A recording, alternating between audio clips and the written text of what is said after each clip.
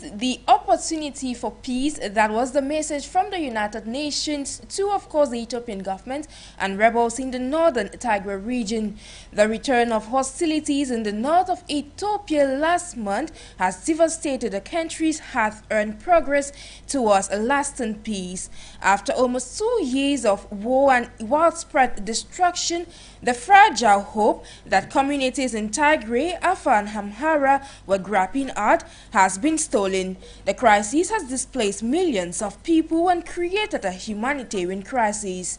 Now, fighters from the Tigray People's Liberation Front (TPLF) say they are open to a ceasefire and are ready to accept an African Union-led peace process, something they have dismissed in the past.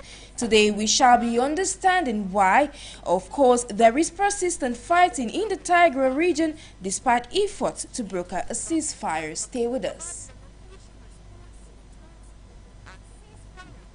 Hello Africa and the world, thank you immensely for joining us on this fresh edition of Voice It over your Pan-African channel For You Media. If you're watching us on For You Television or of course on For You or listening to us on For You Radio, this is Voice It, and today we are discussing the crisis in Ethiopia's Tigray region, of course, where fighting persists despite efforts by the government and of course the rebels to put a stop to the war. Of course, today I will not be alone. I will be joined by SHITTU, who is the digital news editor from Nigeria. Good afternoon to you, sir.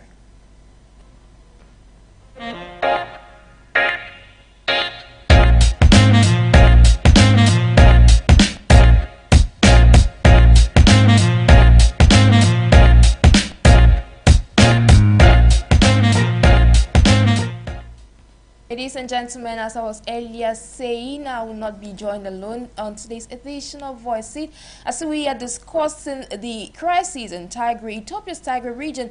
Of course, a persistent fighting has been ongoing there despite efforts to broker a ceasefire there in the Horn of Africa. And today, as I was saying, we are joined by SHITTU, who is the digital news editor, and he's joining us all the way from Nigeria. Good afternoon to you, sir. Yeah, good afternoon. Thank you. Thank you, Sharon. It's a pleasure having you. We shall equally be joined by FABRICE LENA, who is a political analyst here in Cameroon, as well as the Secretary General for the Popular Actions Party. Okay, before we, of course, get down to the table and start today's topic of discussion, I'd like you to take a listen to this report compared to us by our newsroom.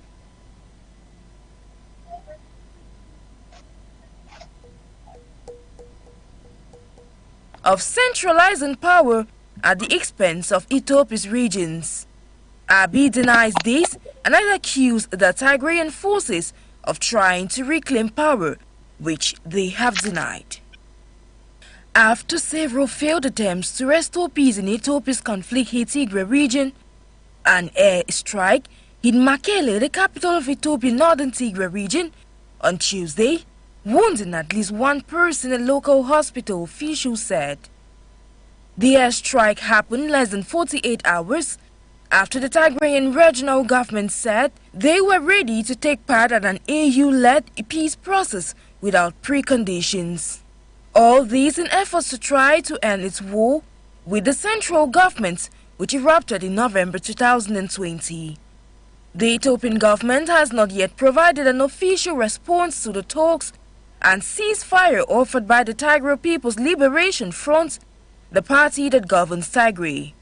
Kibrom Gebre Selassie, the chief executive officer of Mekelle's Ada Hospital, said the hospital had received one wounded person from Tuesday's airstrike. He added that the strike had hit the business campus of Mekelle University and Dimiti Yowane TV station, which the regional government runs. The TPLF dominated national politics for nearly 3 decades until Prime Minister Abiy Ahmed came to power in 2018. The TPLF had accused Abiy of centralizing power at the expense of Ethiopia's regions. Abiy denies this and has accused the Tigrayan forces of trying to reclaim power, which they have denied. After several failed attempts to restore peace in Ethiopia's conflict, Was it for the report regarding the crisis that is ongoing in Ethiopia's Tigray region. Okay, I'm going to kick off with you, SHITTU. What is your overview of the ongoing Tigray crisis that is ongoing at the moment?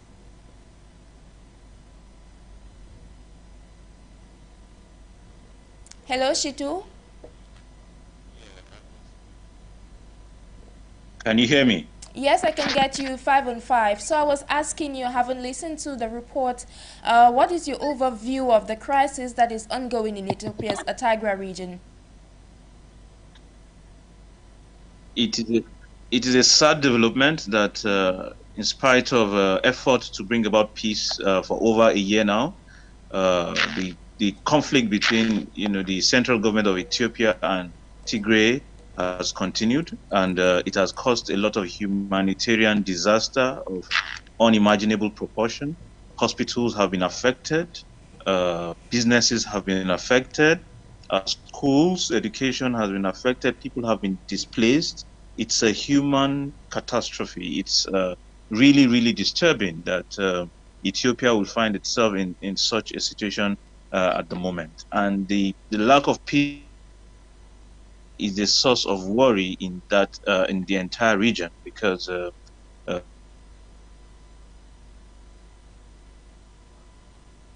Ethiopia has a far-reaching implication to countries like Djibouti and Eritrea, for example. So it is really sad, and whatever it takes to bring about peaceful resolution of the issues in contention has to be done.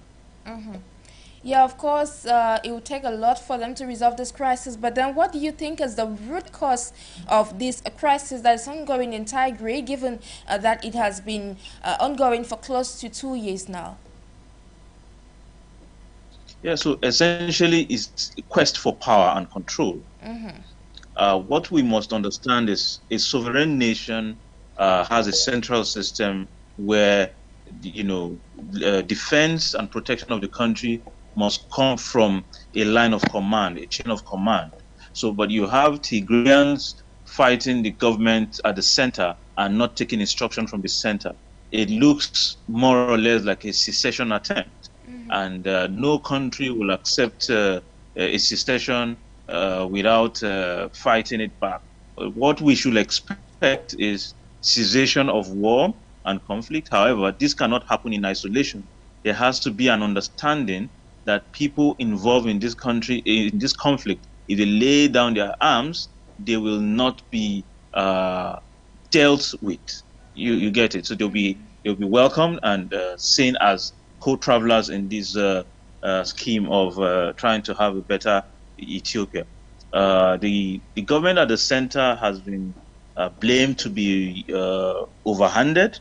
It has been blamed to have blocked supplies to the Tigrayan region, because hunger itself is a weapon for in war, where the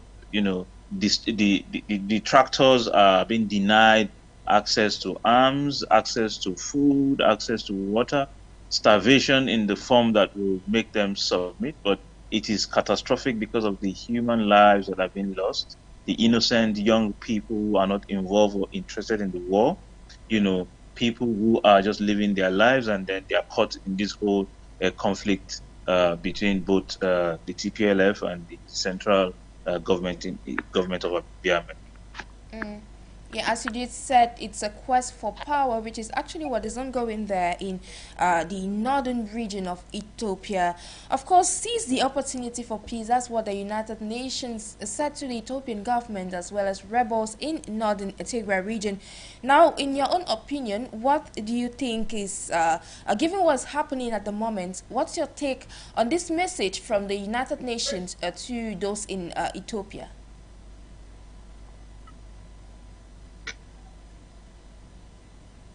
Can you come again? I missed you a little. Okay, yes. So I was citing a message from the United Nations to the Ethiopian government as well as rebels in Ethiopia's northern Tigray region.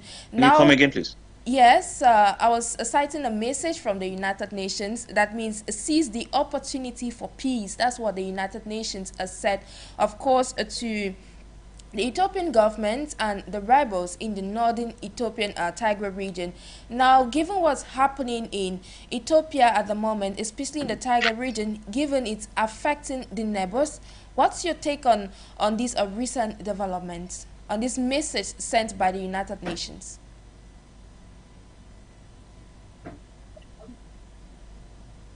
Hello, SHITTU?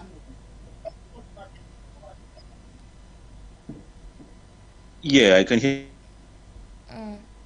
Probably due to some connection issues. So I was asking regarding a message sent by the United Is that what you said? Nations. Yes, can you get us Can you hear me? 505?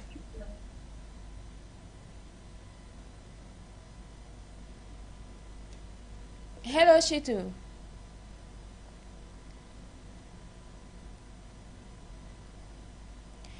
Okay, today we are discussing the Ethiopian crisis, especially that is ongoing in Tigray region. Of course, it has displaced millions of persons and led to the lives of different people there in Ethiopia's Tigray region. Of course, it's worth noting that this crisis, not just affecting the Horn of Africa, has led to a humanitarian crisis. As of course, just a few days ago, the rebels in Ethiopia's northern Tigray region did accept, of course, to take part in the African Union-led peace talks that was meant to put a stop to the crisis that is ongoing in Ethiopia. And of course, this crisis has been ongoing for close to 2 years now. And this measure, this move passed on by the rebels in Ethiopia's Tigray region was well welcomed by the United States and other members of the international community. Today we are discussing, after the persistent fighting that keeps on going there, what is the way forward in this edition of Voice It. And of course, we are with SHITTU FOWORA, who is joining us all the way from Nigeria. And SHITTU, I was asking you that given a message sent from the United Nations to the Ethiopian government and of course the rebels in northern Tigray region in Ethiopia, that means seize the opportunity for peace. Given the recent development that is happening at the moment, what is your take on that message? Yes, so it's a welcome message that the Tigrayan forces have agreed for a truce that will be mediated by the African Union. It is also understandable that the Ethiopian government is optimistic about the truce. However, we did hear, for example, that there was another airstrike, like a day ago. It's troubling that there may be people who do not want to see an end to this conflict, because there's an urgent need for this ceasefire, a humanitarian corridor to ensure that people who are distressed, people who are at risk of, death from, lack of access to healthcare facility and food aids, for example, are moved out of the region as quickly as possible. And then those who need to be helped while they are in Tigray can now receive help. This is important because it is avoidable disaster, in the sense that when you create a human corridor for humanitarian assistance, donations can come in, water supply can come in. You have fortified food supplies for children, cereals, for example. You also have aid in terms of health and medical aid that can get to people who need just very basic health supplies for them to be better. So it is a welcome development, and we hope both sides will look positively towards ensuring that it works and peace returns to Ethiopia. Yeah, you mentioned that there was an airstrike, yes, just a few days ago. Of course, given this attack that took place just a few days, do you think peace is on the horizon for the Ethiopia's Tigray region? We have always remained optimistic about the return of peace in the region. I am very sure most people affected by this conflict cannot wait to have a stable life again. Even the armed men who are involved in this conflict, soldiers, they cannot wait to see an end to it. The problem now is in the countries that are, interfering with the conflict. Countries like Ethiopia or like Eritrea, where mobilization is gone.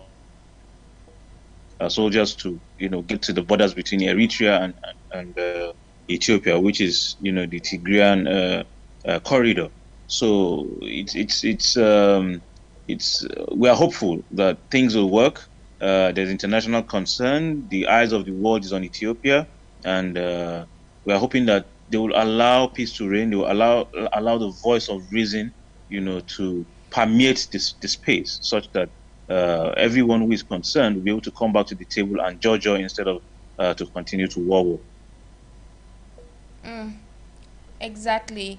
You have cited a lot of powerful points that neighbors keep interfering in this conflict. Of course, it's said in Africa that when two people are fighting, it's not always good to interfere, because when they make peace, definitely you'll be seen as a bad person. Now, in your opinion, Absolutely. what do you think has been the impact of this crisis, not just on Ethiopia as a nation, but on the Tigray region, given that both the neighbors, equally like Amhara, Afar regions, have been affected by this war? The first thing is the quality of life. Where in a war situation, the quality of life, is reduced to the barest minimum. People can barely live like every other human being. People cannot talk. People cannot go on hospitalities. People cannot go, for vacations. People cannot travel even between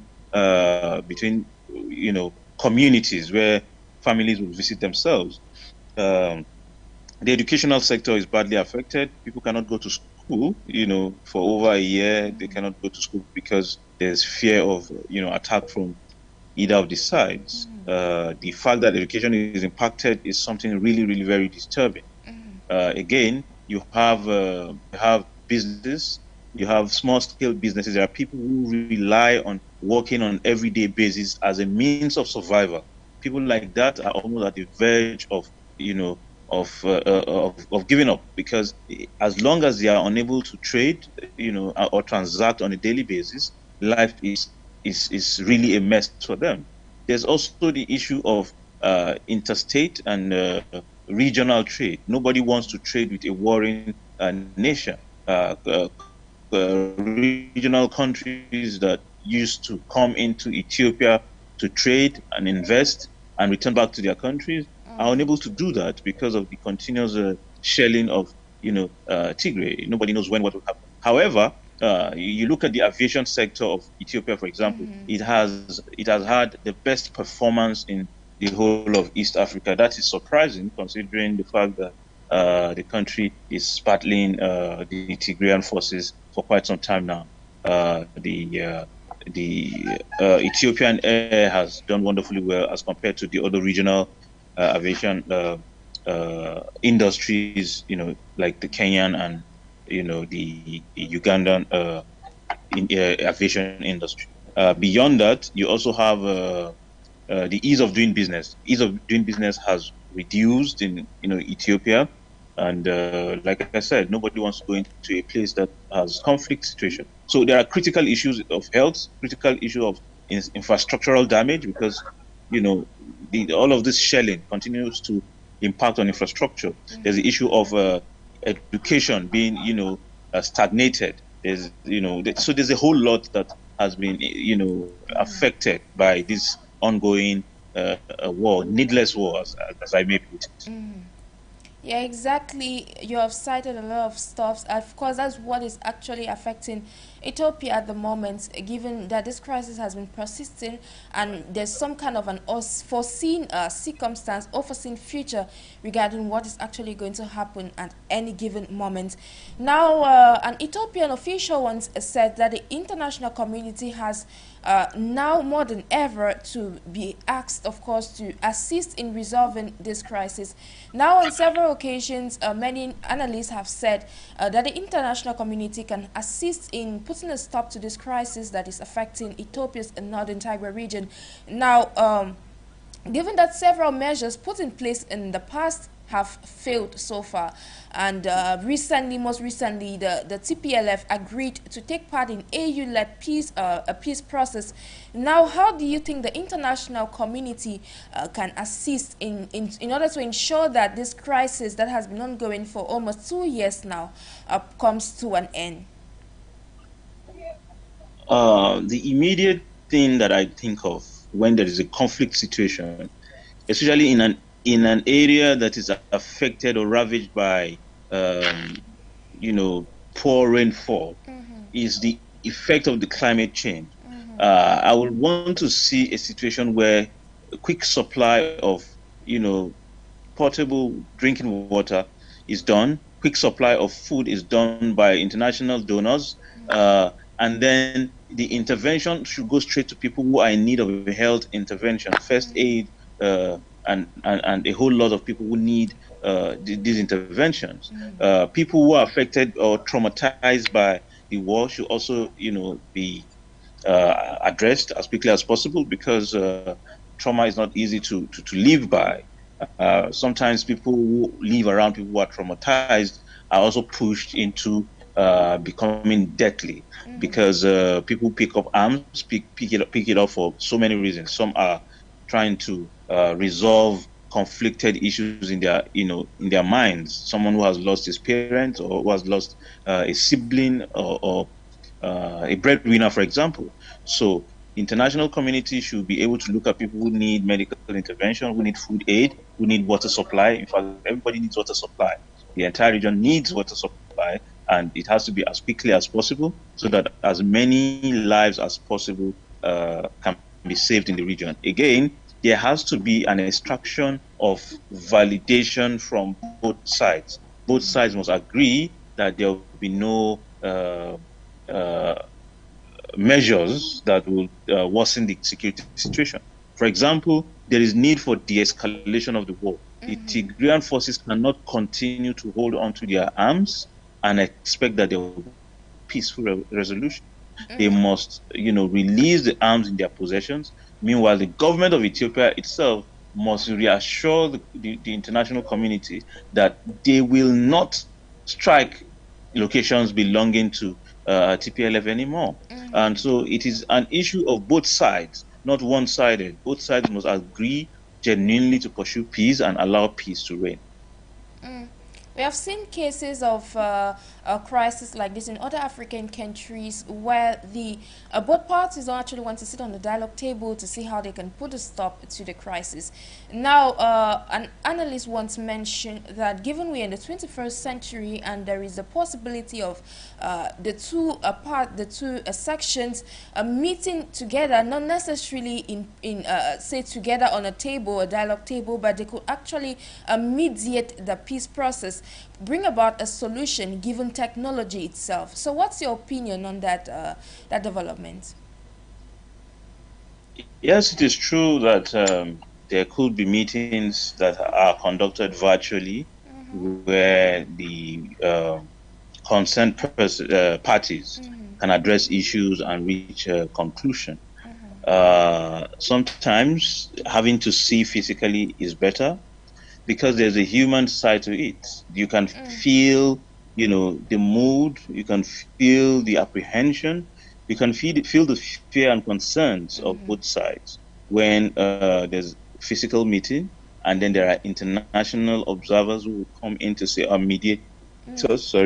yes, who will come in to say, yes, we understand the issues at stake, but the lives of many are even more at stake, and there is need to come out stronger from this. So yes, meetings can be held virtually, but I'll be in support of meetings that are held physically, in one location, where all the forces can sit down and discuss and agree that these are the issues that must be quickly addressed in order to ensure peace building mechanisms work, throughout the system. Yeah, of course, just to reiterate that the Horn of Africa is facing the adverse impact of climate change, as you earlier mentioned, SHITTU, and you equally cited that there should be some kind of disarmament process in order to ensure the international community that they are ready for a peace, a mediated peace process. Now, given the impact of climate change in Ethiopia at the moment, and the food crisis that is not just affecting the region but other parts of the African continent, do you think that peace is actually something that is assured given the humanitarian crisis that's affecting Ethiopia at the moment?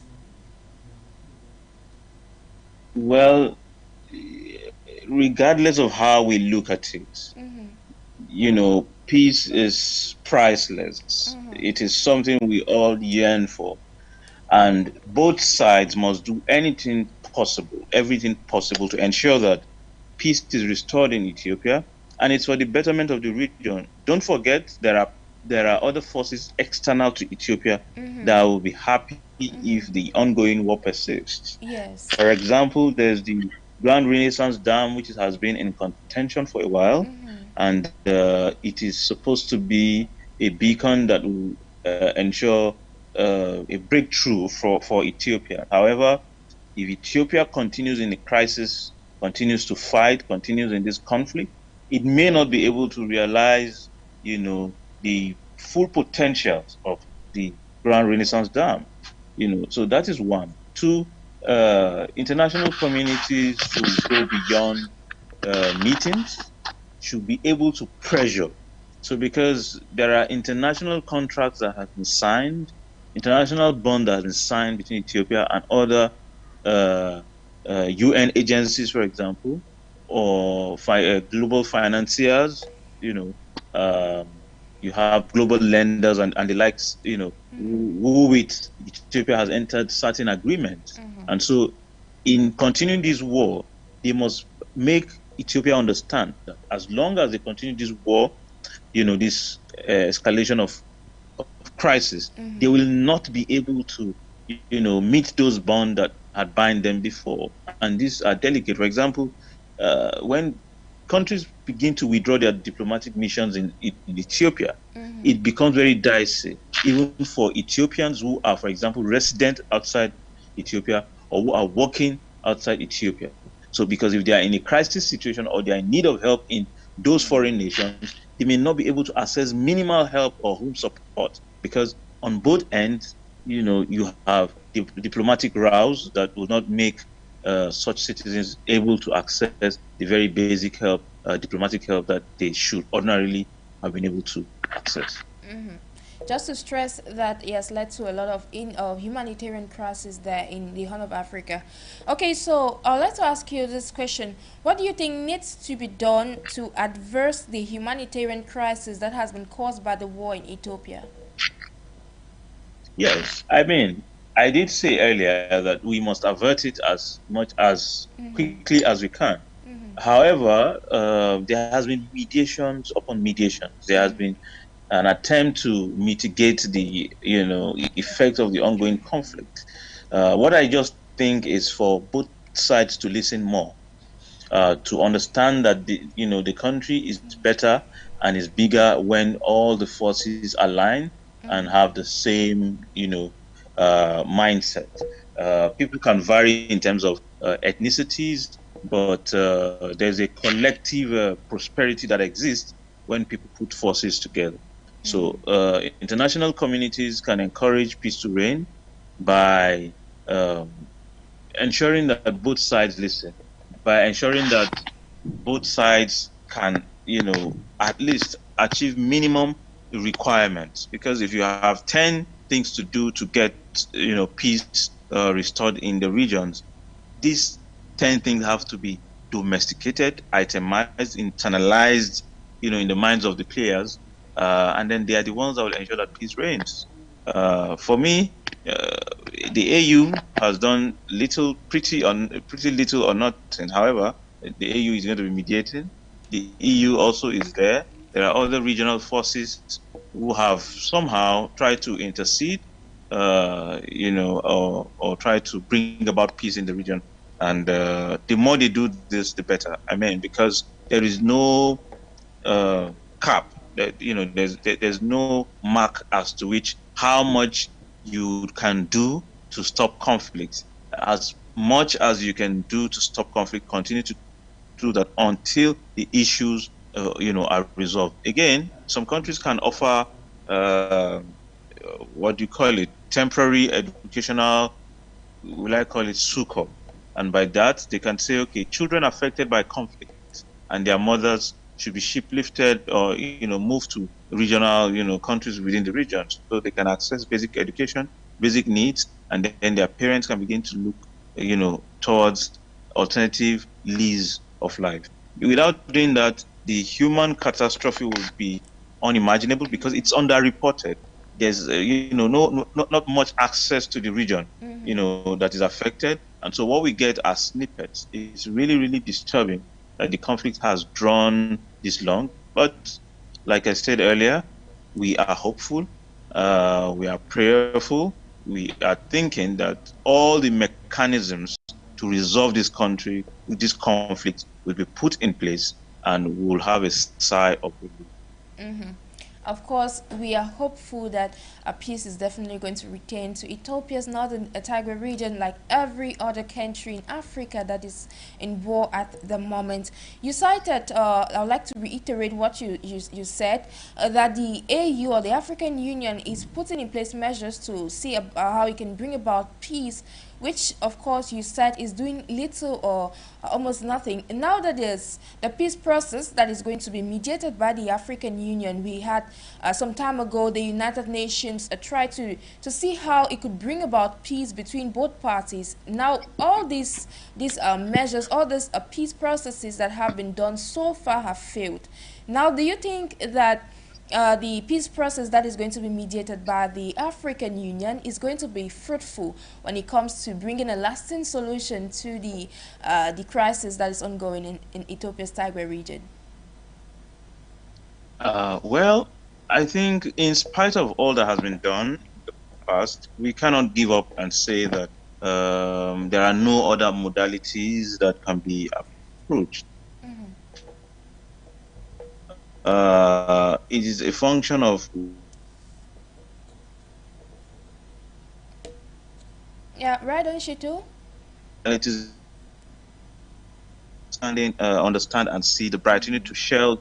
Yeah, it will be easy to shell the regions that are antagonistic to the central government. However, we must continue to say that both the central government and the regional Tigray government must see beyond the current. They must see into the future, and that future will mean that each component of the society feels safe around themselves.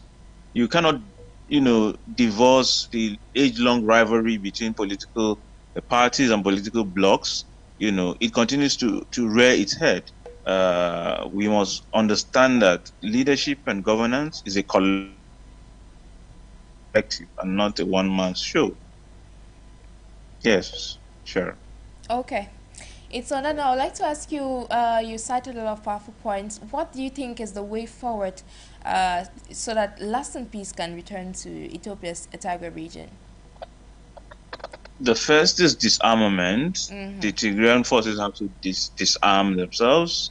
They must agree to work together with the government at the center. Yeah, but SHITTU, again, the second sorry to cut you short, but then the Tigrayan rebels have agreed to take part in a peace process to bring about a ceasefire in Ethiopia's Tigray region. Now the Ethiopian government yet alertly striked. So I think both parties will have to agree to come to a disarmament process, so how to say. Yes, so for the Tigrayan forces, there will be disarmament. But for the Ethiopian government, there will be a pause of hostility. Because the central government cannot refuse to use its arms. However, it is not expected to use its arms against its own citizens. Because, for example, if Ethiopia faces external aggression at the moment, it will need to defend itself. Yeah, So, and exactly. in defending itself, it has to maintain its military infrastructure, but it must not be at the expense of its own people. It must not be at the expense of peace. Because the situation is delicate. The more people see dead people, the more people see injured people and wounded people, the more likely they are not ready to stop fighting. But by the time you cease, unnecessarily shelling locations, there's a chance that people will say, well, it's been a long time we heard of attacks or deaths, or people being, beaten up, as the case may be.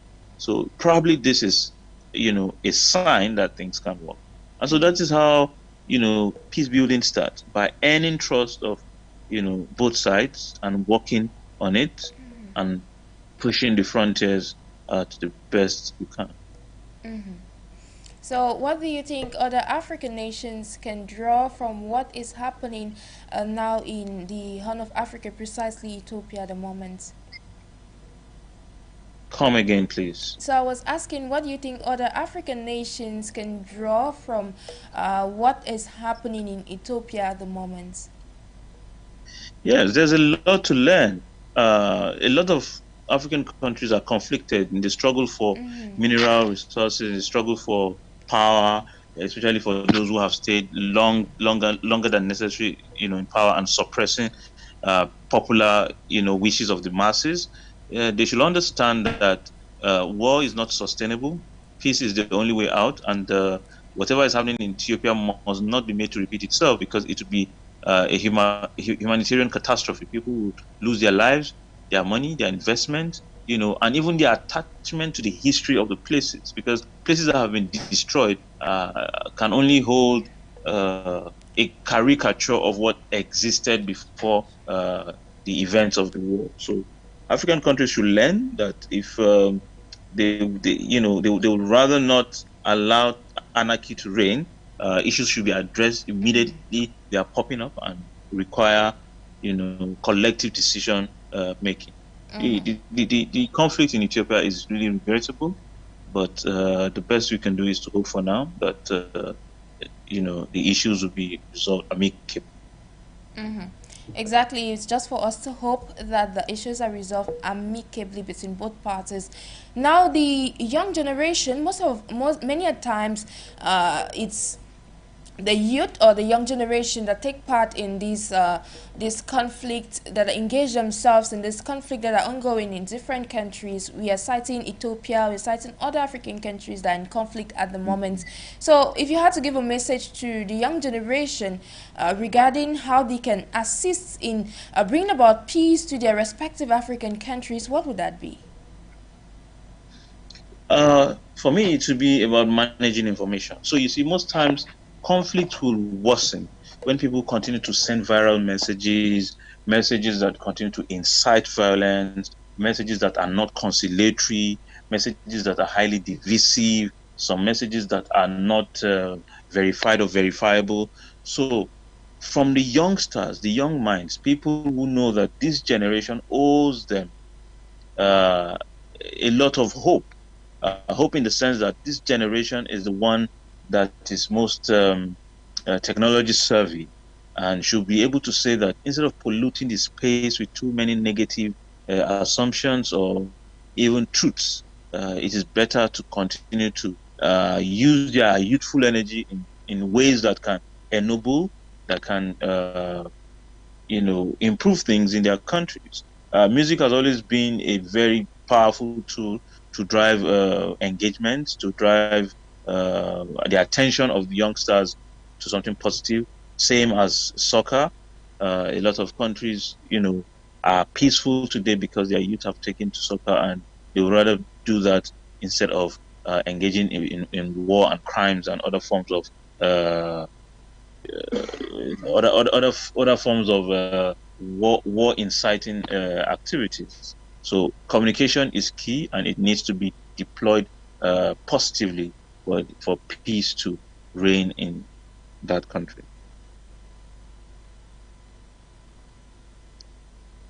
Of course, communication above all is very important when it comes to putting a stop to crises that are affecting different countries on the African continent. I would like to say, SHITTU, thank you immensely for joining me on today's edition of Voice It, as we were discussing the crisis that is ongoing in Ethiopia's Tigray region. Thank you so much. Thank you for having me. Just to reiterate that SHITTU is the digital news editor who's joining us all the way from Nigeria. Ladies and gentlemen, today we were understanding why fighting persists in Ethiopia's Tigray region after efforts put in place by the international community and of course members there in Ethiopia to see that they could broker a ceasefire. I was joined by SHITTU, who joined us all the way from Nigeria. Ladies and gentlemen, I have NJIX NABESEH for presentation. If you are watching us or following us on For You Radio, we have come to the end of Voice It over your Pan-African channel. Have a blessed day in company of our programs.